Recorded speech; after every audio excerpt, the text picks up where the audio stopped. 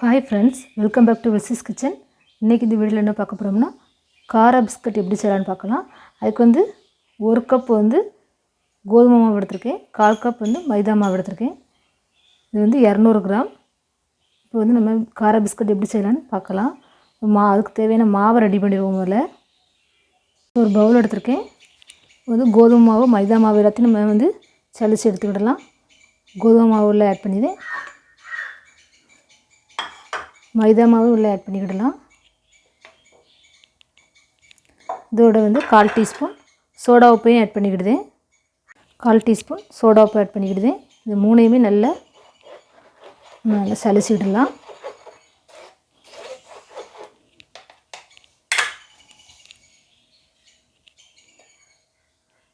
மாவு சளிச்சு எடுத்தாச்சு. இதுக்கு தேவையான உப்பை ஆட் பண்ணிக்கிடலாம். ஒரு 1/2 டீஸ்பூன் போல் உப்பு ஆட் பண்ணிக்கிடுதேன். நல்லா மாவோடு மிக்ஸ் பண்ணிக்கிடுவோம். நல்லா கலந்துட்டு கொஞ்சம் நெய் ஆட் பண்ணிக்கிடலாம். ஒரு 2 டேபிள் ஸ்பூன் போல் நெய் ஆட் பண்ணிக்கிட்டு, இது வீட்டில் தயாரித்த நெய் தான். இது எப்படி தயாரிக்கணுங்கிறது வீடியோ கூட நான் போட்டிருக்கேன். அதுக்கு லிங்க் டிஸ்கிரிப்ஷனில் கொடுக்கேன். ஒரு 2 டேபிள் ஸ்பூன் போல் நெய் ஆட் பண்ணிக்கிடுதேன். இதையும் நல்லா இதோட மாவோடு நல்லா மிக்ஸ் பண்ணிக்கிடுவோம். நெய் நல்ல மாவோடு பனஞ்சாச்சு. நம்ம இது கார பிஸ்கட்டுக்கு நம்ம மசாலா ரெடி பண்ணிடலாம். மிக்சியில் வச்சு அரைச்சி எடுத்துக்கிடுவோம்.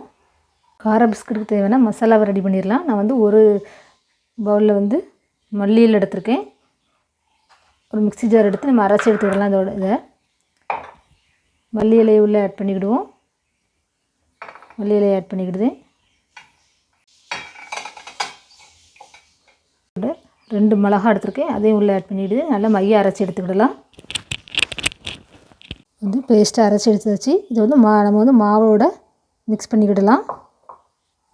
இது மாவோடு நம்ம அரைச்ச பேஸ்ட்டு உள்ளே ஆட் பண்ணிக்கிடலாம். இதோட 1 டீஸ்பூன் சீரகமும் ஆட் பண்ணிக்கிடுதேன். இது நல்ல சப்பாத்தி மாவு எப்படி பண்ணுவோமோ அந்த மாதிரி பனஞ்சு எடுத்துக்கிடலாம். தேவையான அளவு தண்ணி ஆட் பண்ணி பனஞ்சு எடுத்துக்கிடுவோம்.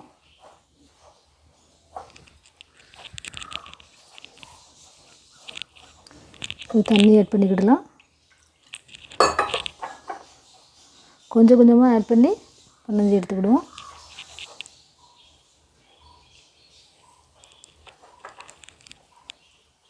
பாருங்கள், எனக்கு 1/4 கப்பு தான் தண்ணி தேவைப்பட்டுச்சு.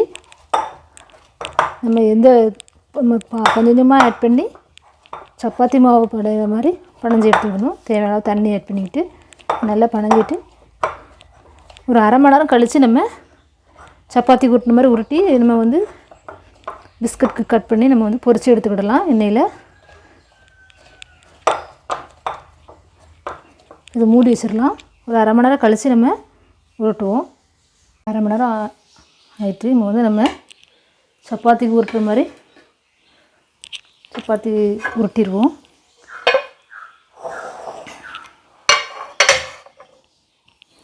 உருட்டிட்டு பிஸ்கட் கட்டர் இல்லைன்னா ஏதாவது ஒரு மூடி வச்சு நம்ம பிஸ்கட்டுக்கு வெட்டுற மாதிரி வெட்டிடலாம். இந்த மாதிரி உருட்டிடலாம்.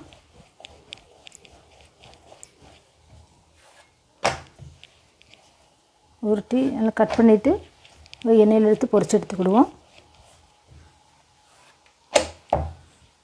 இது மாதிரி மூடி வச்சு பிஸ்கட்டை வெட்டி எடுத்துக்கிடலாம். பிஸ்கட் கட்டர் இருந்துச்சுன்னா அதை வச்சு கூட பிஸ்கட்டுக்கு கட் பண்ணலாம்.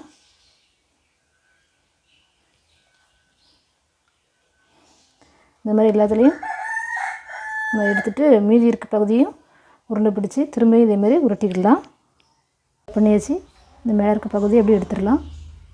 இதை எடுத்து வச்சிடலாம். இந்த மாதிரி அதை வெட்டி எடுத்துருக்கேன். இதை எடுத்து வச்சுருவோம். இந்த மீதி இருக்க மாவையும் நம்ம இதேமாரி உருட்டிட்டு இந்த மாதிரி வெட்டி எடுத்துக்கிடலாம். அடுத்ததையும் உருட்டி இந்த மாதிரி ரவுண்டாக எடுத்தாச்சு. இதில் இந்த மாதிரி ஓட்டு போட்டு வச்சிடலாம். நம்மளுக்கு ஏற்ற மாதிரி டிசைனில் பண்ணிடலாம்.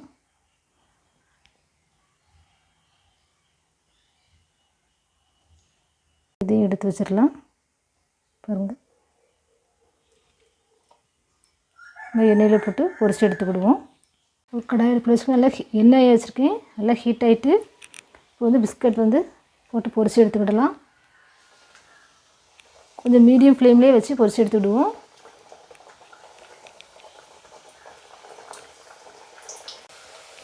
மாற்றி போட்டுடலாம். கொஞ்சம் குறைச்சி வச்சு நம்ம பொரிச்சு எடுத்துக்கிடுவோம். சூப்பராக இருக்குது, பார்க்கறதுக்கு டேஸ்ட்டும் சூப்பராக இருக்கும். இனிப்பு விரும்பாதவங்க இந்த மாதிரி கார பிஸ்கட் செஞ்சு கொடுத்தீங்கன்னா விரும்பி சாப்பிடுவாங்க. இல்லை பொரிஞ்சிட்டு இந்த இடத்துல எடுத்துடலாம். இல்லை எண்ணெயை நல்லா வடியை விட்டு எடுத்து வச்சிடலாம். அதுக்கப்புறம் அடுத்த மீதி இருக்க பிஸ்கட்டையும் போட்டு பொரிச்சு எடுத்துக்கிடுவோம். அடுத்ததையும் போட்டுடலாம்.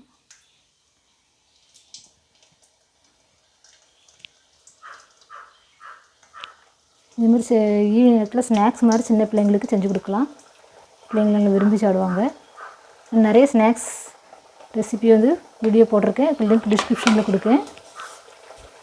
இதையும் மாற்றி போட்டுடலாம். மாற்றி போட்டு அந்த வெந்த உடனே எடுத்து விடுவோம். இப்போ இதையும் எடுத்துடலாம். சுவையான கார பிஸ்கட் ரெடி ஆகிட்டு சாப்பிட்றதுக்கு. சுவையான கார பிஸ்கட் ரெடி ஆகிட்டு பாருங்கள், சூப்பராக இருக்குது. நீங்களும் செஞ்சு பார்த்துட்டு எப்படி இருக்குன்னு கமெண்ட்டில் சொல்லுங்கள். இது வந்து சுகர் இருக்கிறவங்களுக்கு இந்த மாதிரி கார பிஸ்கட் செஞ்சு கொடுத்திங்கன்னா விரும்பி சாப்பிடுவாங்க. சின்ன இனிப்பு விரும்பாதவங்களும் விரும்பி சாப்பிடுவாங்க. இது செஞ்சு பார்த்துட்டு எப்படி இருக்குன்னு கமெண்ட்டில் சொல்லுங்கள். இந்த வீடியோ பிடிச்சிருந்ததுன்னா லைக் பண்ணுங்கள், ஷேர் பண்ணுங்கள். என்னுடைய சேனலை புதுசாக பார்க்குறவங்க வந்து சப்ஸ்கிரைப் பண்ணிக்கோங்க. பக்கத்தில் இருக்க பெல் பட்டனை ப்ரெஸ் பண்ணிக்கோங்க. அப்போ தான் நான் போடுற மற்ற வீடியோக்கெல்லாம் நோட்டிஃபிகேஷன் வரும். அடுத்த ஒரு நல்ல டிசைன் சந்திக்கிறேன். தேங்க்ஸ் ஃபார் வாட்சிங் திஸ் வீடியோ. தேங்க்யூ.